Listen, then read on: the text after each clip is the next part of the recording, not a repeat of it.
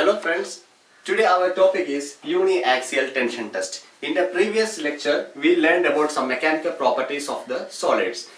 While learning the mechanical properties of the solids, we already came through some elastic constants, and those elastic constants were Young's modulus E, shear modulus G, bulk modulus K, and Poisson's ratio nu. Apart from these elastic constants, we have some other elastic constants or material properties, and those material properties can be listed as yield stress of a material indicated by sigma y, ultimate tensile stress sigma u, breaking stress sigma b. And we will learn one by one what is this yield stress, what is this ultimate tensile stress, and what is this breaking stress. Before that, I will tell you one thing: all these three constants are independent of length of the material. That we must keep in mind. All these three material properties are independent of length of the material. So, I am giving you a steel bar, I am giving you a copper bar, I am giving you an aluminium bar. So,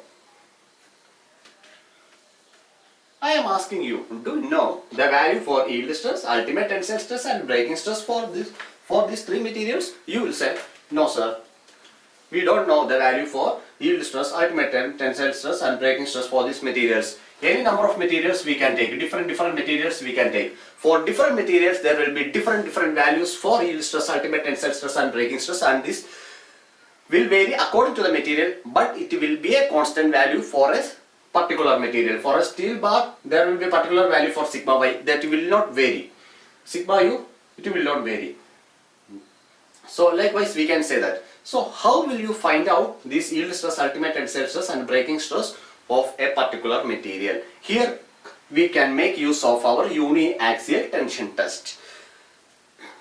In uni-axial tension test, we can use an equipment called universal testing machine, and that universal testing machine will help us to find out the yield stress, ultimate tensile stress, and the breaking stress by calculating the internal stress developed and internal strain developed in a specimen under the tension. So consider this is our universal testing machine. This is only for understanding. Here we will get some values for sigma, that is stress. Here we will get some values for strain, epsilon. This is our specimen. Consider our specimen as mild steel. I have fixed the mild steel here, and with this help of this equipment I am giving a tension to the left and tension to the right using this equipment. We know that if we are applying a tension of T Newton, the material will elongate. How much the material will elongate? That we cannot predict. Up to breaking, the material will elongate. So after elongation, this is a process of elongation. During elongation, we can see that the material will break at a particular point. Here we can see that the area of cross section is drastically decreased, and the process of shortening of the area of cross section is known as necking. After the necking process, the material will break at the neck. This is the neck portion. Okay. How we are loading this material? We can load this material by 0 Newton, 1 Newton, 2 Newton, 3 Newton, 4 Newton. Likewise, we can load up to breaking. So, while loading, internal stress as well as internal strain will be generated in the body uniformly according to the St. Venant's principle that we already learned in the previous lecture. Okay, now we are going to calculate the stress as well as the strain developed during the loading. And we have tabulated those stress values against the strain values. We are tabulating the stress values and the strain values. For a particular stress value, there will be a strain value. For another stress, there will be a strain. For another stress, there will be a strain. For another stress, there will be a strain. With that, we got from the universal testing machine. Now we are going to find out the yield stress, ultimate tensile stress and breaking stress of different materials.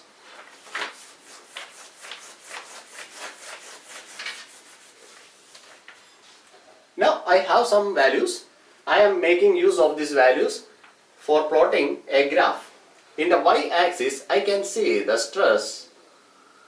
SI unit is Pascal. Okay, let it be there. Strain, it has no unit. Strain is measured along the x-axis.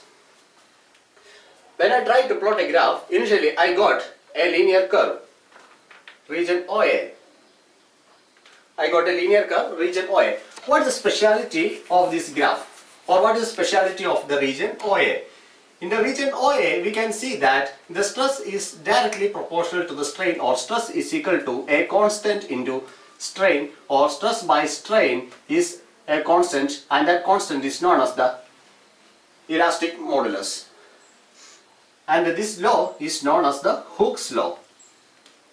The Hooke's law states that within the elastic limit, that is within the elastic limit, stress will be directly proportional to strain for small deformation. So, we got the graph when we try to load the material. We try to load the material.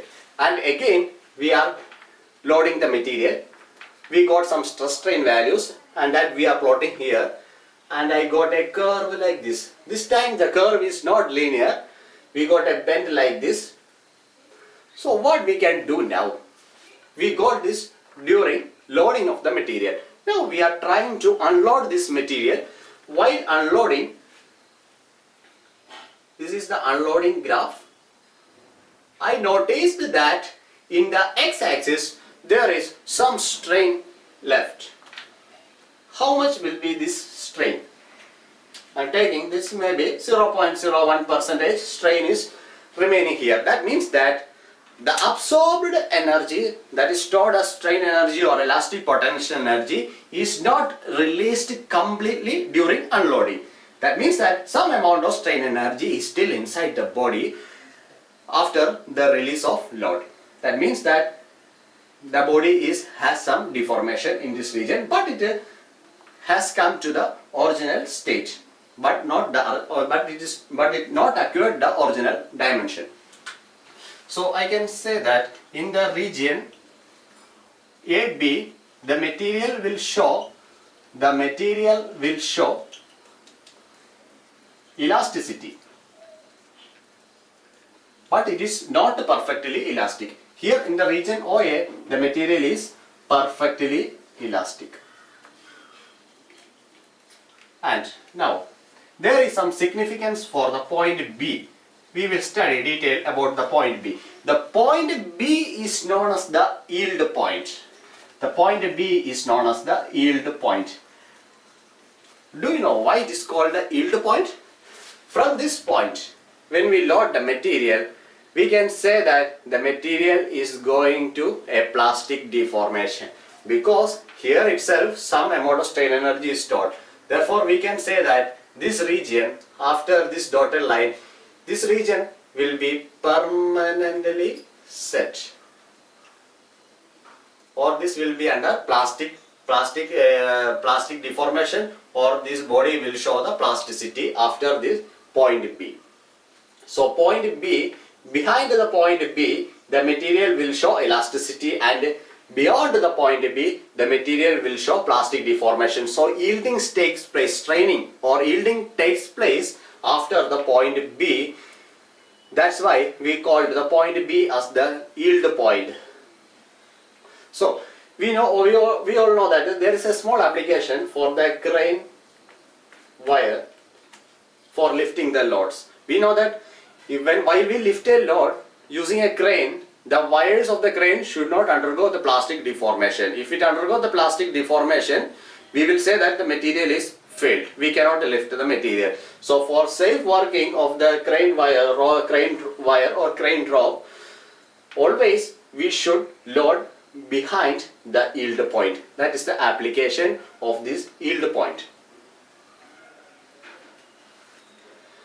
Now we are trying to load above the point B. While loading above point B, the internal stress generated will show a particular characteristic, that the stress will fall, or the stress will dip for a small portion BC. In the region BC,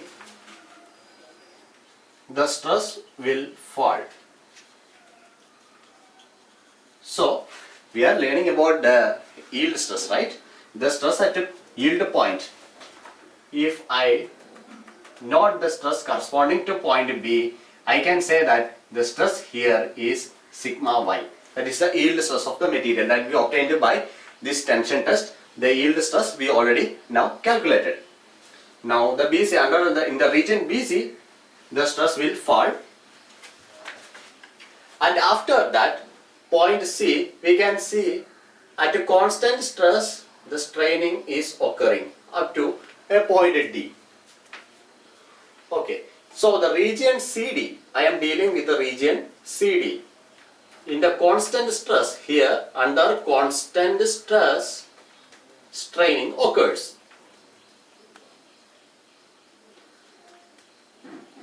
So what is the speciality? We can say that here onwards the work hardening or strain hardening starts. Strain hardening starts. This is the speciality of the point C. After the point C, under constant stress, straining will occur. That's why we can say that after point C, the work hardening or strain hardening. Hardening means deformation or straining occurs. When we load after again and again, we can see that the graph will go like this. Why the graph is going like this? We know that stress is stress is equal to force by area. We know that during elongation, area of the material will decrease. When the area of the material decreases, the stress will increase, because they are inversely proportional. That's why the graph will go like this.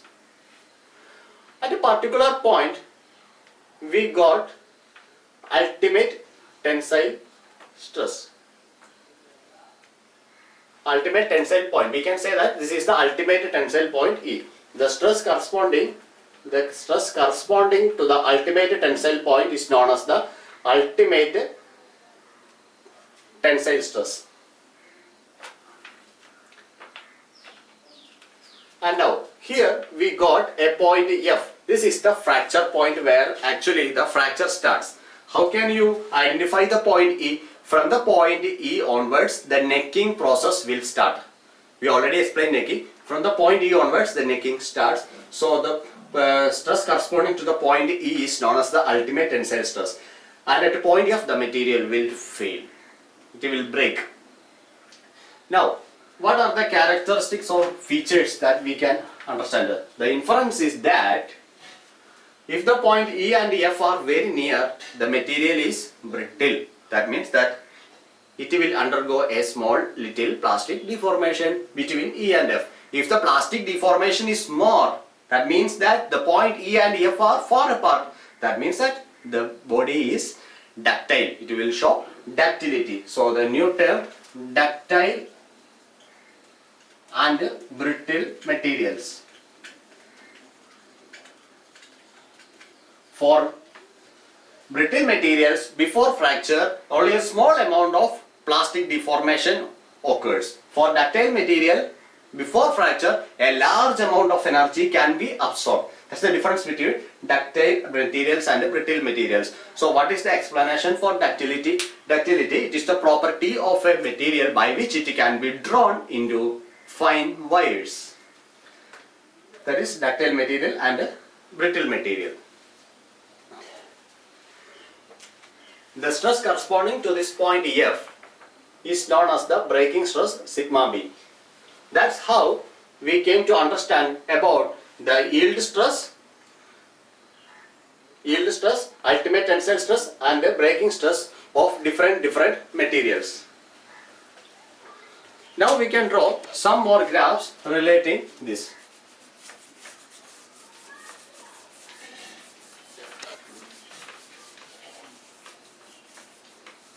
There are four other graphs here that I can draw against stress, strain.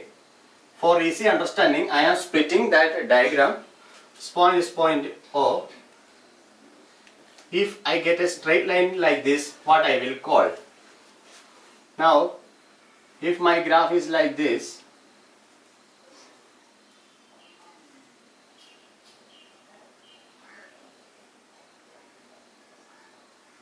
what I will call this graph? If my graph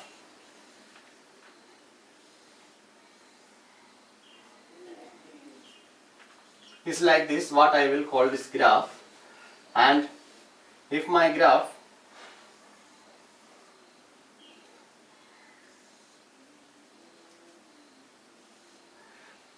is like this, what I will call this graph? This graph we already know. This is the graph for a perfectly elastic or linearly elastic material. So this is the graph for a linearly elastic material. So what is this graph? Beyond the behind or below sigma y or yield stress, we can see that we can see a horizontal line parallel to the strain. That means that there is no deformation occurring at this point. So these bodies, we can say that these bodies are rigid and perfectly plastic. Rigid and perfectly plastic. This is loading below yield stress, no deformation. So these bodies are rigid and perfectly plastic. So what is this body? This point is sigma y. Up to this point, we can we saw that the material is linearly elastic. So we can say that material is linearly elastic. And what is this graph? This graph is for perfectly plastic material. Linearly elastic and perfectly plastic. Now this point is sigma y. In the y-axis we know it is stress, and the graph is going like this. Follow the dark line. From this we understood that the material is linearly elastic and the graph is going upwards. That means that strain hardening, linearly elastic, and it is linearly elastic, and we can say that linear work hardening is occurring. Linear work hardening is occurring here. Linear work hardening occurs.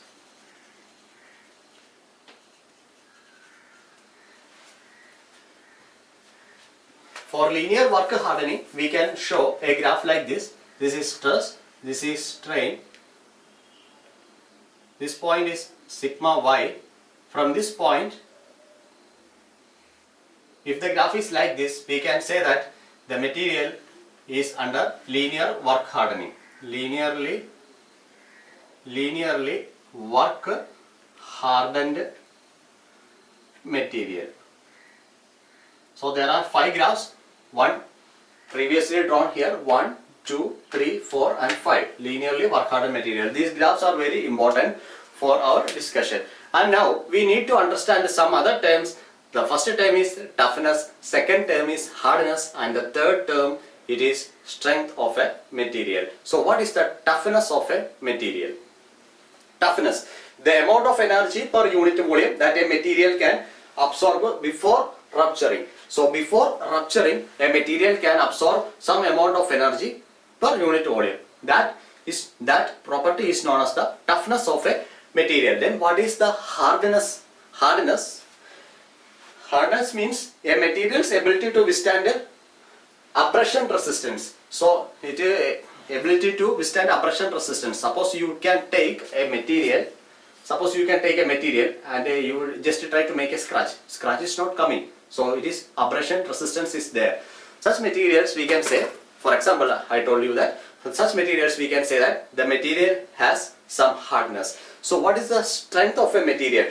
The amount of force necessary for breaking a material. So some amount of energy. See, for breaking this material, some amount of energy is required. That much amount of energy required is known as the strength of a material. That is the difference between toughness, hardness and strength of a material. So the toughness we can explain like this. So the toughness of a material depends on the strength as well as ductility, which allows a material to deform before fracture. So these are the difference between toughness, hardness and strength of a material. Okay, that's all about it. Thank you.